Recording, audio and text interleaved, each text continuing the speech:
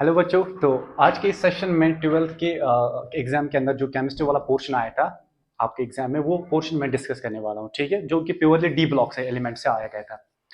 देखो, question number first आपसे कहता है कि आपको K2MnO4 को कन्वर्ट करना है KMnO4 में, और आपसे पूछा गया है कि ये कन्वर्शन कैसे पॉसिबल है।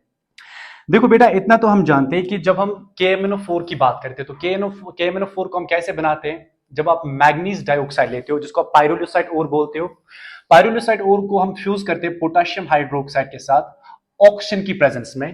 तो यहां पे पहले स्टेप में क्या मिलेगा, एक ग्रीन कलर का कंपाउंड मिल जाता है K2MnO4, पोटेशियम मैग्नेट।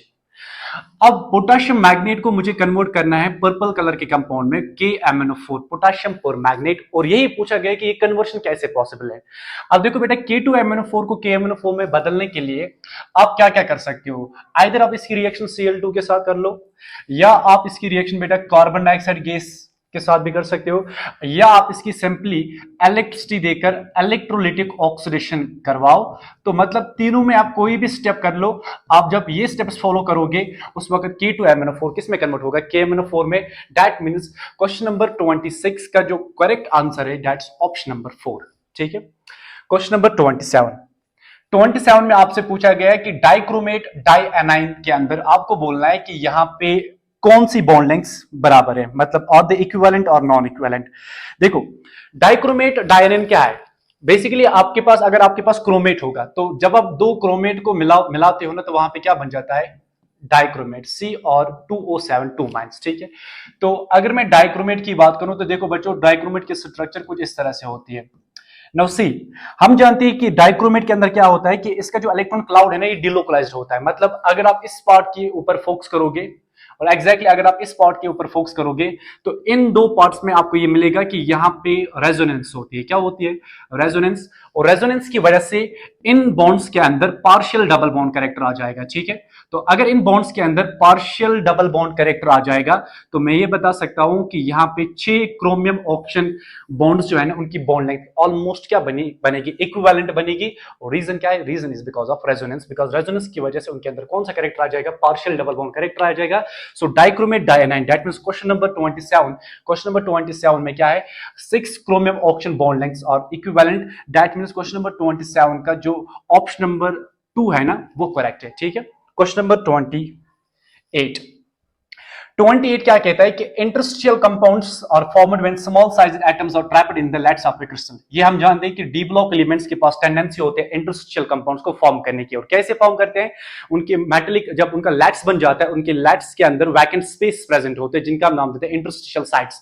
और जैसे इंटरस्टिशियल साइट्स के अंदर बेटा छोटे साइज एटम्स ट्रैप हो जाते हैं, जो रिजल्टिंग कंपाउंड्स बन जाते हैं, उन कंपाउंड्स का हम नाम देते हैं इंटरस्टिशियल कंपाउंड्स। ठीक है, फिर मैंने आपको कहा था कि जो इंटरस्टिशियल कंपाउंड्स होते हैं ना, ये यूजुअली आपके नॉन स्टोइचोमेट्रिक कंपाउंड्स होते हैं, और ना तो ये कोवेलेंट होते हैं ना आयनिक होते हैं। और आपसे पूछा गया है कि इनमें से कौन सी प्रॉपर्टी इंटरस्टिशियल कंपाउंड्स को बिलोंग नहीं करती है।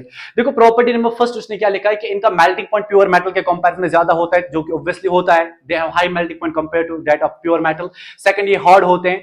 थर्ड, ये अपनी मेटेलिक कंडक्टिविटी को रिटेन करते हैं। प्रॉपर्टी नंबर 4 मैंने आपको बताया था कि ये केमिकली इनर्ट होते हैं, लेकिन जबकि ये क्या लिख रहा है, they are chemically very reactive. That means this property is not the property of interstitial compounds. That means question number 28 जो है ना, क्वेश्चन नंबर 28 का option number 4 is the correct answer. ठीक है, now question number 29, question number 29 is the highest. आपको बोलना है कि मैग्नीज का हाईएस्ट फ्लोराइड और हाईएस्ट ऑक्साइड क्या है।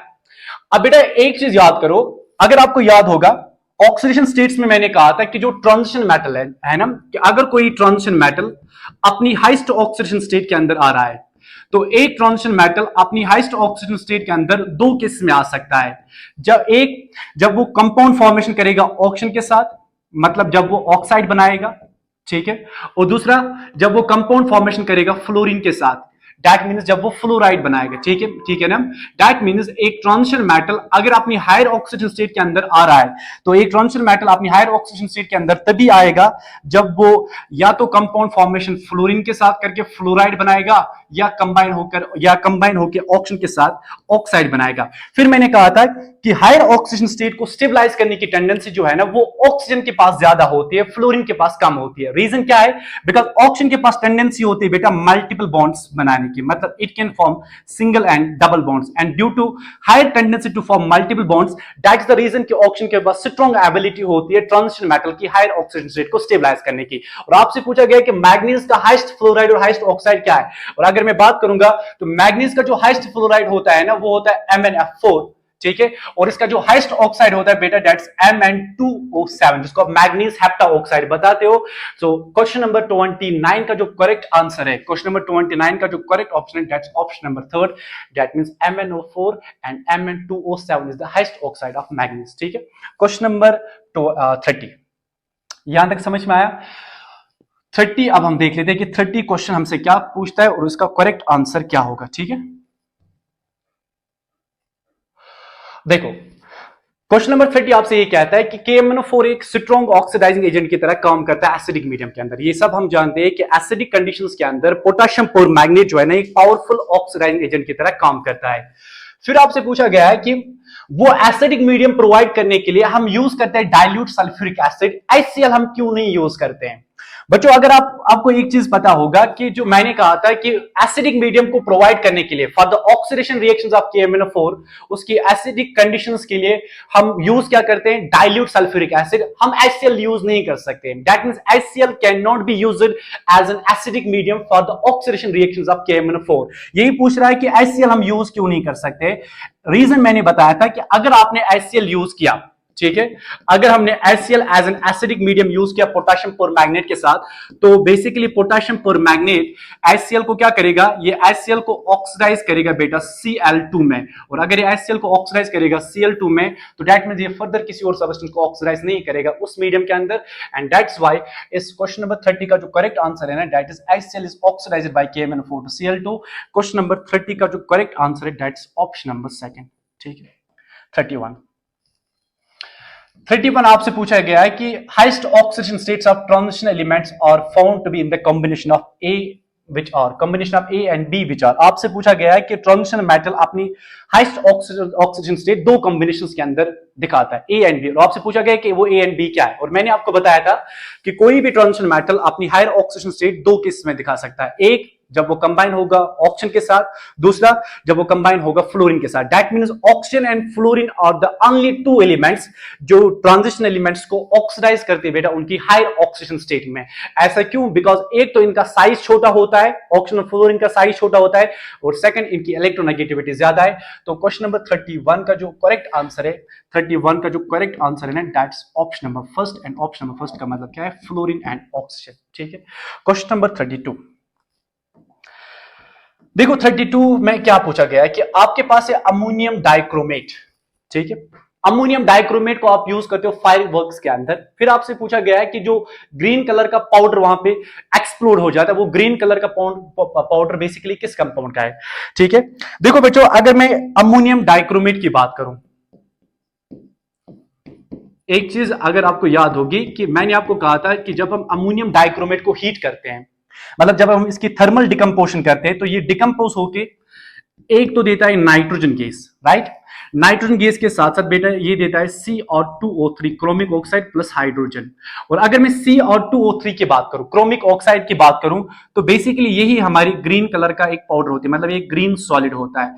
और इसी की वजह से because of the presence of this green solid CH2O3 आप अमोनियम डाइक्रोमेट को यूज करते हो फायर वर्क्स के अंदर। तो इस क्वेश्चन का जो करेक्ट आंसर है ना, तो क्वेश्चन नंबर 32 का जो करेक्ट आंसर है that's option number first.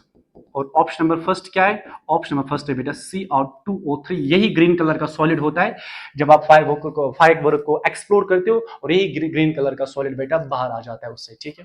Question number 33 that the solution of permanganate is purple due to. आपसे पूछा गया है कि MnO4 2 माइनस परमैंगनेट आयन का जो सॉल्यूशन है ना ये पर्पल कलर का होता है।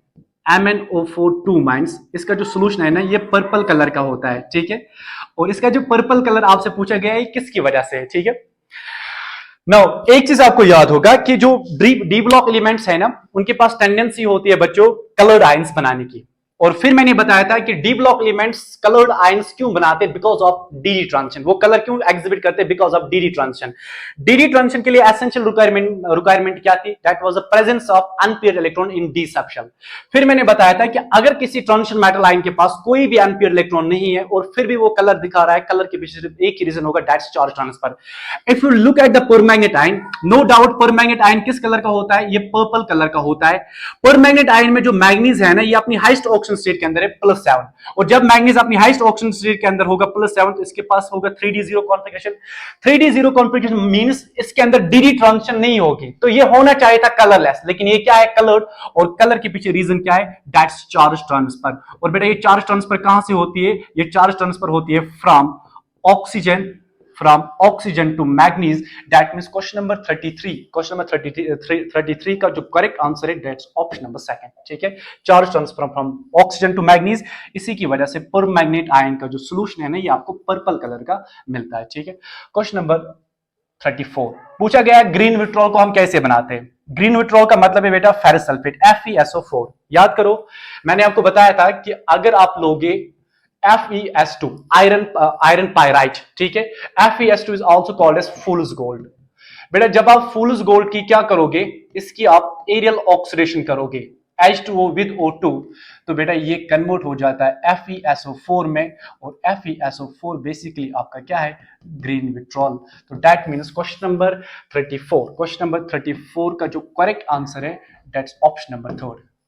ठीक है, क्वेश्चन नंबर 35, हाँ पूछा गया है कि ट्रांजिशन मेटल्स के अंदर कलर किसकी वजह से आता है। Colour is due to DD transition, लेकिन डीडी ट्रांजिशन के लिए रिक्वायरमेंट क्या है, डीडी ट्रांजिशन के लिए रिक्वायरमेंट है that is the presence of unpaired electrons in n-1d subshell. देखो ए भी नहीं है, बी भी नहीं है, सी भी नहीं है, ऑप्शन नंबर 3 हम देखेंगे, इसका ऑप्शन नंबर 4 क्या है, that is the incomplete n-1d subshell. That means question number जो 35 है ना, क्वेश्चन नंबर 35 का करेक्ट आंसर है 4। और ट्रांजिशन मेटल्स के अंदर कलर इसलिए आ जाता है बिकॉज उनके अंदर n-1d सबशेल क्या होती है, n-1d सबशेल इनकम्प्लीट होती है, दैट्स व्हाई वो कलर दिखाते हैं, उसके पीछे रीजन होता है dd ट्रांजिशन। सो 35 का ऑप्शन नंबर 4 है। ठीक है, क्वेश्चन नंबर 36, हाँ 36 में आपसे पूछा गया है कि आयोनाइजेशन एनर्जी का ऑर्डर आपसे पूछा गया है, कौन कौन सा एलिमेंट है, कॉपर है, सिल्वर है, गोल्ड है। बेटा एक चीज याद रखना कि जब हम कॉपर की बात करते हैं, ठीक है, और जब हम सिल्वर की बात करते हैं, और सिल्वर के साथ साथ जब हम गोल्ड की बात करते हैं, remember copper, silver and gold, these are called as coinage metals. इनका हम नाम क्या देते हैं, ये हमारे कॉइनेज मेटल्स होते हैं। ठीक है, और जब हम आयोनाइजेशन एनर्जी का ऑर्डर देखते हैं, मैंने आपको बताया था कि जब हम 3D से 4D की तरफ जाते हैं, 3D से 4D आने पे पहले साइज इंक्रीज होता है, और साइज इंक्रीज होने की वजह से आयोनाइजेशन एनर्जी क्या होती है, decrease, because ionization energy is inversely proportional to size. लेकिन जैसे आप 4D से 5D की तरफ आओगे, 4D से 5D की तरफ आओगे, आयोनाइजेशन एनर्जी इंक्रीज हो जाती है। रीजन आप जानते हो, रीजन ये जानते हो कि 4D और 5D के बीच में 14 लैंथेनाइड एलिमेंट्स होते हैं। लास्ट इलेक्ट्रॉन n-2f सबशेल में चला जाता है, उसकी शील्डिंग पुअर होती है, ज़्यादा इफेक्ट बढ़ जाता है, और जितना ज़्यादा इफेक्ट ज्यादा होगा उतनी आई ज्यादा होती है। तो कहने का मतलब यह है कि अगर मैं एक्चुअल ऑर्डर बनाऊंगा तो सबसे ज्यादा ionisation energy 5D series elements की होती है, उसके बाद बेटा 3D की होती है, और 3D के बाद किसकी होती है, 4D की। अब आपसे पूछा गया कॉपर, सिल्वर, गोल्ड, जो कि आपके कॉइनेज मेटल्स है। अगर मैं कॉपर की बात करूं, ये 3D से बिलोंग करता है, सिल्वर 4D से बिलोंग करता है, और गोल्ड किससे बिलोंग करता है, 5D। बताओ सबसे ज्यादा आयोनाइजेशन एनर्जी किसकी होगी, गोल्ड की। गोल्ड के बाद कॉपर 3D, और कॉपर के बाद क्या आएगा, silver. Copper, gold, copper, silver, gold, copper, silver जो ऑप्शन होगा that is the correct answer. That means question number 36, question number 36 का जो करेक्ट आंसर है दैट्स ऑप्शन नंबर सी। ठीक है, that's gold, copper, silver. Now 37 में आपसे पूछा गया है कि आपके पास कुछ पियर्स हैं, आयंस के कुछ पियर्स हैं, और आपसे पूछा गया है कि बताओ कौन से दो आयंस एक्वस सॉल्यूशन में कलर दिखाएंगे, मतलब वो कलर्ड होंगे। ठीक है, देखो एक चीज तो पता है ना, कलर क्यों आता है, presence of unpaired electron in n-1d subshell. अब उससे क्या होगा, उससे dd ट्रांजिशन होगी। ठीक है, अगर आप ऑप्शन नंबर 3 की तरफ ध्यान दोगे, ऑप्शन नंबर 3 क्या है आपके पास, एक है बेटा Ni3+, ठीक है, और दूसरा आपके पास, सॉरी, एक है आपके पास Ni2+, first one is Ni2+, और जो दूसरा है Ni2+ के साथ साथ यहां पे टाइटेनियम 3+, ठीक है। देखो अगर मैं निकल की बात करूं, निकल की कॉन्फ़िगरेशन क्या होती है 3d84s2, राइट। और अगर मैं टाइटेनियम की बात करूंगा, टाइटेनियम की कॉन्फ़िगरेशन क्या होती है 3d24s2। अब निकल बेटा जीरो से किस में आ गया है, ये जीरो से +2 में आ गया। बताओ दो इलेक्ट्रॉन किससे जाएंगे, एस से। तो टेल मी Ni2+ के पास कॉन्फ़िगरेशन क्या बचेगी 3d8। कहने से इसका जो 3d8 है ना, ये पार्शियली फिल्ड है। अगर ये पार्शियली फिल्ड है तो बच्चों इसके अंदर क्या होगी, कहने से इसके अंदर डी ट्रांजिशन होगी। और अगर डी ट्रांजिशन होगी तो मतलब Ni2+ जब भी एक्वा सॉल्यूशन में जाएगा ये कलर दिखाएगा, मतलब Ni2+ can show colour. Titanium, देखो टाइटेनियम की कॉन्फ़िगरेशन क्या है 3d24s2। अब यहां पे टाइटेनियम जो है ना, ये 0 से +3 में आ गया, तो दैट मींस 3 इलेक्ट्रॉन रिमूव हो जाएंगे। और अगर 3 इलेक्ट्रॉन निकल जाएंगे तो कॉन्फ़िगरेशन क्या बचेगी 3d1। अगेन 3d1 क्या है, अगेन आई कैन से ये पार्शियली फिल्ड है। और अगर 3d1 पार्शियली फिल्ड है तो कौन सी ट्रांजिशन होगी, तो आप बताओगे सर यहाँ पे डी ट्रांजिशन होगी। तो अगर डी ट्रांजिशन होगी तो ये आयन एक्वा सॉल्यूशन के अंदर क्या दिखाएगा, कलर दिखाएगा। दैट मींस क्वेश्चन नंबर 37 दोनों बोले, ठीक है, दोनों कलर दिखाने चाहिए। क्वेश्चन नंबर 37 का जो करेक्ट आंसर है ना, that's option number third, option number third, ठीक है।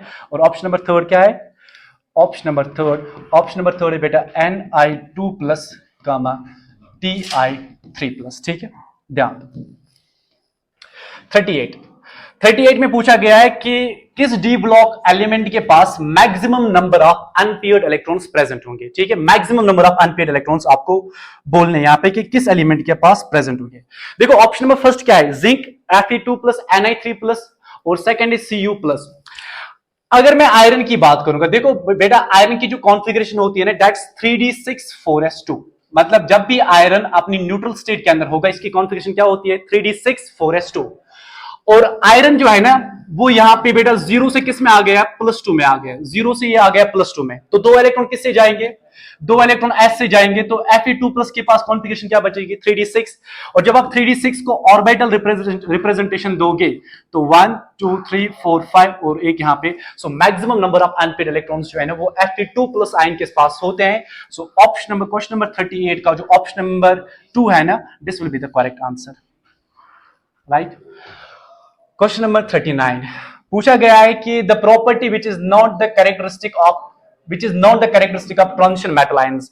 आपसे पूछा गया है कि इनमें से कौन सी प्रॉपर्टी ट्रांजिशन मेटल आयंस की कैरेक्टरिस्टिक प्रॉपर्टी नहीं है। देखो फर्स्ट प्रॉपर्टी हम जानते हैं कि transition elements variable oxidation state दिखाते हैं, वो दिखाते हैं। सेकंड उनके पास टेंडेंसी होती है बेटा कॉम्प्लेक्स बनाने की, कॉम्प्लेक्स कंपाउंड्स को फॉर्म करने की। थर्ड उनके पास टेंडेंसी होती है कलर्ड आयंस दिखाने की because of D transition. Property number 4 natural radioactivity. Natural radioactivity is not the characteristic property of transition elements. So अगर मैं क्वेश्चन नंबर 39 की बात करूंगा, क्वेश्चन नंबर 39 का जो ऑप्शन नंबर 4 है ना, this is the correct answer, ठीक है। Question number 40 transition metals are usually characterized by variable oxidation states but zinc does not show this property। Question ये कहता है कि ट्रांजिशन एलिमेंट्स के पास टेंडेंसी होती है बेटा मल्टीपल ऑक्सीडेशन स्टेट्स दिखाने की, लेकिन जिंक वेरिएबल ऑक्सीडेशन स्टेट नहीं दिखाता है। क्यों नहीं दिखाता है ये आपको बोलना है कि जिंक क्यों नहीं दिखाता है। देखो क्यों नहीं दिखाता है, जब हम जिंक की बात करते हैं जिंक की कॉन्फ़िगरेशन क्या होती है 3d10 अगर आप 3D की बात करोगे, कहने से इसका जो 3D है ना ये कंप्लीटली फिल्ड है and it's because of the presence of completely filled n-1d subshell in zinc, that's why zinc बेटा वेरिएबल ऑक्सीजन स्टेट्स नहीं दिखाता है। क्वेश्चन नंबर 40 का जो ऑप्शन नंबर सेकंड है ना, that's the completion of n-1d orbital. देखो इसका जो n-1d ऑर्बिटल है ना ये कंप्लीटली फिल्ड है। सो क्वेश्चन नंबर 40 का 2 part is the correct answer and that's why zinc एक ऐसा डी ब्लॉक एलिमेंट है जो वेरिएबल ऑक्सीडेशन स्टेट्स नहीं दिखाता है because of the presence of completely filled D orbital, आप कह सकते हो। 41 में आपसे पूछा गया है कि इन रेडिकल्स में से कौन सा रेडिकल एसिडिक और बेसिक मीडियम में डिस्प्रपोर्शनेट नहीं होगा, ठीक है। पहले समझो डिस्प्रपोर्शनेट का मतलब क्या होता है। देखो बेटा डिस्प्रपोर्शनेशन बेसिकली एक रिडॉक्स रिएक्शन है। अगर आपको याद होगा तो मैंने कहा था कि मान लो आपके पास कोई एलिमेंट M है, लेट्स सपोज ये जो एलिमेंट है ना ये अपनी गिवन ऑक्सीजन स्टेट में है +2। आपके पास एक एलिमेंट है जो ऑलरेडी अपनी पर्टिकुलर ऑक्सीजन स्टेट के अंदर प्रेजेंट, दैट्स +2। जब भी एक एलिमेंट अपनी गिवन ऑक्सीजन स्टेट से दो अलग अलग ऑक्सीजन स्टेट में कन्वर्ट होगा, जिसमें से एक होगी उसकी हायर और दूसरी होगी उसकी लोअर, उस रिएक्शन का हम नाम देते हैं डिस्प्रपोर्शनेशन रिएक्शन, ठीक है। अगर मैं बात करूंगा तो यहां पे आपको बोलना है कि कौन सा रेडिकल डिस्प्रपोर्शनेट नहीं होगा। देखो सबसे पहले आपके पास क्या है MnO4 2 माइनस, MnO4 2 माइनस, बेटा ये आपका मैग्नेट आयन है। आप जानते हो कि जैसे आप मैग्नेट आयन को एसिडिक कंडीशन में रखोगे तो एसिडिक कंडीशन में डिस्प्रपोर्शनेट होता है, और डिस्प्रपोर्शनेट होकर क्या देगा, MnO4 माइनस और देगा MnO2। क्या ये डिस्प्रपोर्शनेशन है? देखो यहां पे मैग्नीज का ऑक्सीजन नंबर कितना था, +6, यहां पे मैग्नीज का ऑक्सीजन नंबर कितना है, +7, और यहां पे कितना है, +4। ये इनिशियली +6 में था, +6 से किस में गया, +7 में। तो बताओ इंक्रीज हो रहा है डिक्रीज हो रहा है, इंक्रीज हो रहा है तो ये इसकी ऑक्सीडेशन है। अगेन +6 से किस में आ गया, +4 में। डिक्रीज हो रहा है इंक्रीज हुआ, डिक्रीज, डिक्रीज का मतलब क्या होता है, रिडक्शन। तो एक एलिमेंट अपनी गिवन ऑक्सीजन स्टेट से दो अलग अलग ऑक्सीजन स्टेट्स में कन्वर्ट हो रहा है, तो ये डिस्प्रपोर्शनेशन है। मतलब MnO4 माइनस भी दिखाता है, HNO2 भी दिखाएगा, Cl2 भी दिखाता है। लेकिन अगर आप क्रोमेट आयन की बात करोगे, CrO4 माइनस, यहां पे क्रोमियम ऑलरेडी अपनी +6 ऑक्सीजन स्टेट के अंदर प्रेजेंट है, अपनी हाईएस्ट ऑक्सीजन स्टेट के अंदर प्रेजेंट है।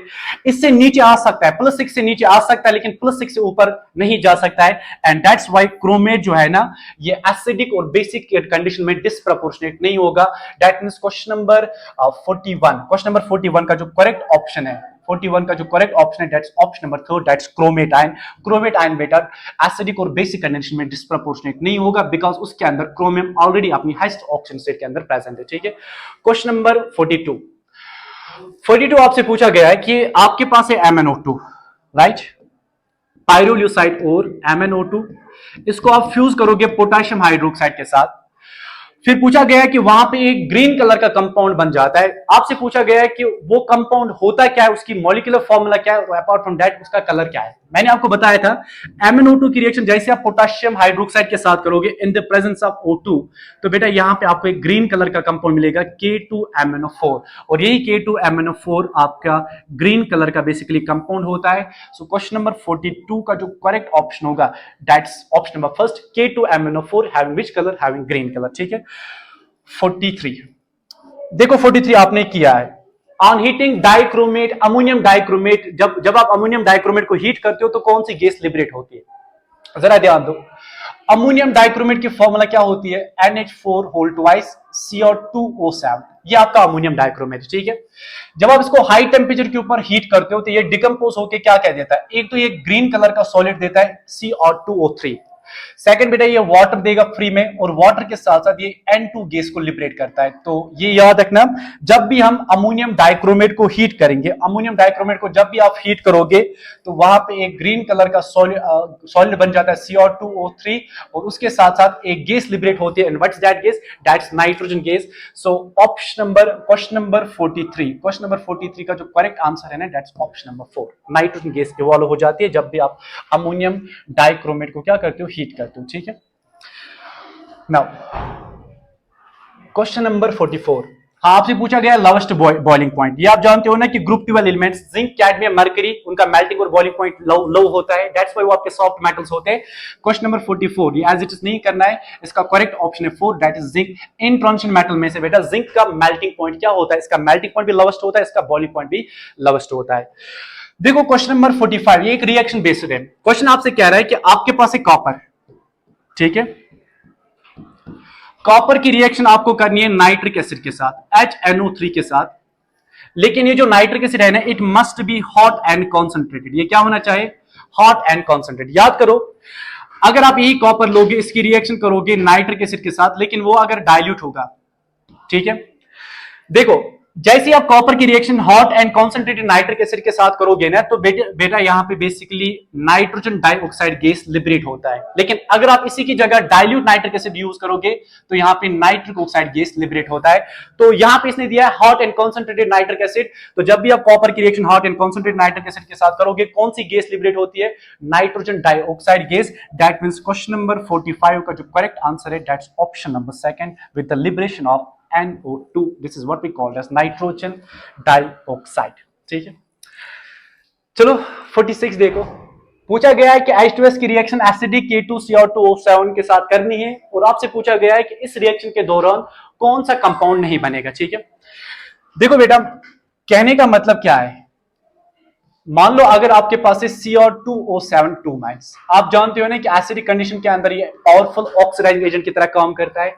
इसकी रिएक्शन किसके साथ करोगे? हाइड्रोजन सल्फाइड के साथ। जब आप इसकी रिएक्शन करोगे, खुद ये कन्वर्ट किस में होता है? Cr+3 में कन्वर्ट होता है, और सेकंड ये कन्वर्ट किस में होगा? सल्फर में। H2S को ऑक्सीडाइज किस में करता है? सल्फर में। और साथ साथ बेटा यहाँ पे आपको Cr2SO4 होल थ्राइस भी मिलेगा, लेकिन यहां पे C और SO4 नहीं बनेगा। सो ऑप्शन नंबर 4, 46 का ऑप्शन नंबर 4 जो है ना, this is the correct answer. Because जैसे आप पोटेशियम डाइक्रोमेट के एसिडिक मीडियम के अंदर H2S डालोगे, वो हाइड्रोजन सल्फाइड को ऑक्सीडाइज करता है सल्फर में, खुद रिड्यूस होता है क्रोमिक सल्फेट में, लेकिन C और SO4 यहां पे नहीं बनेगा। दैट मींस 46 का जो ऑप्शन 4 है ना, this is the correct answer. ये इस रिएक्शन के दौरान नहीं बन सकता, बाकी हर कोई मटेरियल बन सकता है। ठीक है, which are the following does not exist? याद करो, अगर आपको याद होगा मैंने कहा था जो कॉपर है ना, पूरे 3D सीरीज में कॉपर का जो SRP होता है वो पॉजिटिव होता है, और कितना होता है? Plus 0.34 volt. क्योंकि कॉपर का स्टैंडर्ड रिडक्शन पोटेंशियल पॉजिटिव में होता है, दैट इज व्हाई कॉपर की सारी +2 हैलाइड जो है ना वो एग्जिस्ट करती है। मतलब कॉपर की बेटा CuCl2 नेचर में एग्जिस्ट करती है, कॉपर की CuF2 आपको मिलेगी, CuBr2 मिलेगी, लेकिन CuI2 कभी भी नेचर में आपको नहीं मिलेगी। मतलब CuI2 is unstable in nature. Unstable क्यों है? बिकॉज कॉपर का रिड्यूसिंग पोटेंशियल किस में है? पॉजिटिव में। ऐसा इसीलिए बिकॉज कॉपर आयोडाइड आयन के साथ जैसे ही कंबाइन होता है ना, ये खुद कन्वर्ट होता है Cu2I2 में, लेकिन आयोडाइड आयन को रिड्यूस किस में करता है? सॉरी, आयोडाइड आयन को ऑक्सीडाइज किस में करता है? I2 में ऑक्सीडाइज करता है। CuI2 एग्जिस्ट होता है, CuI2 एग्जिस्ट नहीं होता है। तो आपसे पूछा गया है कि कौन एग्जिस्ट नहीं करेगा? CuI2 एग्जिस्ट नहीं करेगा। सो ऑप्शन नंबर 47 का जो ऑप्शन नंबर 3 है ना, that is the correct answer. That CuI2 cupric iodide does not exist, and reason is the positive SRP standard reduction potential of copper, जिसकी वजह से आयोडाइड आयन को ऑक्सीडाइज करके किस में कन्वर्ट करता है? आयोडीन में ऑक्सीडाइज करता है। ठीक है, सेकंड आपसे पूछा गया कि इंटरस्टिशियल कार्बाइड कौन है? अगेन कार्बाइड्स जो है ना, carbides, nitrides, hydrides, these are the interstitial compounds. और इंटरस्टिशियल कंपाउंड्स कौन फॉर्म करते हैं? D block elements. पूछा गया कि इंटरस्टिशियल कार्बाइड कौन है? देखो, silicon carbide, calcium carbide, beryllium carbide, ये यहाँ पे सारे के सारे आपके डी ब्लॉक एलिमेंट्स नहीं है। लेकिन अगर आप WC की तरफ देखोगे, this is tungsten carbide. Tungsten किससे बिलोंग करता है? ये डी ब्लॉक से बिलोंग करता है। तो यही आपकी बेटा इंटरस्टिशियल कार्बाइड है। ठीक है, यही हमारी इंटरस्टिशियल कार्बाइड है। सो 48 का ऑप्शन नंबर जो 2 है ना, this is the correct answer. That's tungsten carbide. WC is the interstitial carbide, and which is the correct answer of question number 48। Okay, 49 में आपसे पूछा गया है कि करेक्टली मैच्ड कौन नहीं है? Which of the following is not correctly matched? एक मिनट यार। Option number first, Fenton reagent. Fenton reagent होता ही है FeSO4 with hydrogen peroxide. Second, Adams catalyst बेटा प्लैटिनम ऑक्साइड होता है। थर्ड, विल्किंसन कैटलिस्ट आप जानते हो कि रोडियम का होता है। Option number 4, Ziegler Natta catalyst. याद है Ziegler Natta catalyst? Polymerization reaction के अंदर हम ये यूज करते हैं इथीन को पॉलीथीन में कन्वर्ट करने के लिए। और मैंने आपको बताया था जिगलर नाटा कैटलिस्ट की जो कंपोजिशन होती है ना, वो क्या होती है बेसिकली? एक होता है TiCl4, titanium tetrachloride with triethyl aluminium. This is the correct composition of what? Ziegler Natta catalyst. लेकिन यहां पे इसने क्या दिया है? Titanium tetrachloride plus triethyl boron. ये इनकरेक्टली मैच्ड है। दैट मींस क्वेश्चन नंबर जो 49 जो है ना, 49 का option number 4 is the correct answer. ठीक है, चलो question number 50 and the last one. 50 and last one पूछा क्या गया है कि इनमें से किस कॉम्प्लेक्स के अंदर ट्रांजिशन मेटल प्रेजेंट नहीं है? देखो, हीमोग्लोबिन, आप जानते हो ना कि अगर हम हीमोग्लोबिन की बात करते हैं तो बताओ हीमोग्लोबिन के अंदर कौन सा ट्रांजिशन मेटल प्रेजेंट होता है? आयरन। ठीक है, सेकंड, अगर मैं विटामिन B12 की बात करूंगा, विटामिन B12 के अंदर बेटा cobalt, this is the coordination complex of cobalt. ठीक है, सिस्प्लैटिन के अंदर कौन सा ट्रांजिशन मेटल प्रेजेंट होता है? ये गांव का बच्चा जानता है, दिस इज प्लैटिनम। और अगर मैं क्लोरोफिल की बात करूंगा, chlorophyll is the coordination compound of magnesium. That means chlorophyll is वो कॉम्प्लेक्स है जिसके अंदर आपका ट्रांजिशन मेटल आयन प्रेजेंट नहीं है। So correct answer option number, question number 50 का करेक्ट ऑप्शन जो है ना, वो है option number 4। So that marks the end of your chemistry paper. Thank you.